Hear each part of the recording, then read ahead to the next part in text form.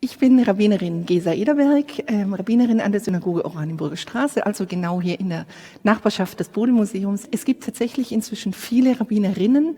Ich erinnere mich noch während meines Studiums, da haben wir 120 Masorti-Rabbinerinnen gefeiert, also innerhalb einer bestimmten Strömung. Und als ich dann das ist auch schon wieder eine Weile her, eine Ausstellung konzipiert habe für Rabbinerin Regina Jonas, die erste, die hier in Berlin gelernt hat und ordiniert wurde, auch ganz um die Ecke, Tucholsky-Straße, da waren wir schon 1000. Heute sind wir, ich würde sagen, bestimmt 1500 weltweit. Penelope ist einfach eine tolle Frau, sag ich mal. Wir lesen von ihr in der Odyssee und da sehen wir schon eines der Probleme, dass der Text nach ihrem Mann heißt und eben nicht auch nach ihr. Und ich glaube, wenn wir Penelope, die ja Chefin war, 20 Jahre lang, ja, hat sie, während Odysseus auf großer Fahrt war, hat sie sich um Haus und Hof und das ganze Königreich und die ganze Familie gekümmert. Das ist so ein klassischer Fall, wo wir zweimal hingucken müssen. Auf den ersten Blick denkt man, eine brave Hausfrau, die sozusagen ganz vorsichtig die Dinge macht und wenn Odysseus dann zurückkommt, übergibt sie ihm das alles wieder. Aber ich glaube, da sehen wir aus dem 21. Jahrhundert die Dinge auch ein bisschen falsch. Früher wurden zu Hause, es wurde gewebt, da gibt's ja noch eine ganze eigene Geschichte für Penelope zum Weben, gesponnen, gebacken, der Garten, also es war eigentlich ein Kleinbetrieb, mittelgroßer Betrieb auf jeden Fall.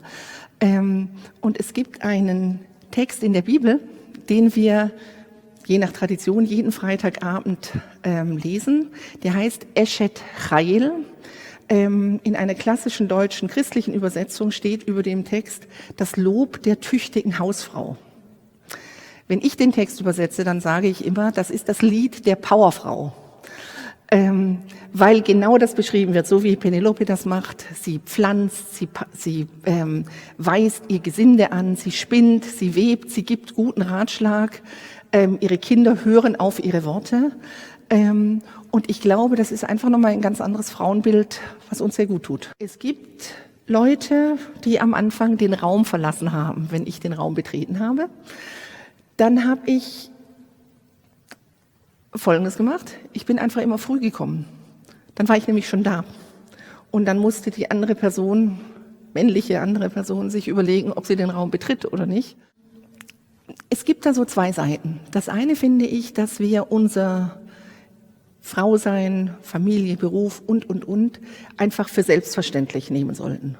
Nicht um Erlaubnis fragen, nicht sagen, ja, darf ich das denn eigentlich? Und auch nicht dann, oh, wie toll, dass ich es geschafft habe. Das ist so die eine Seite. Und andererseits, und das ist was mir leider in den letzten 5, 6 Jahren, würde ich mal sagen, nochmal wieder deutlich bewusster geworden ist, wir müssen immer wieder drum kämpfen.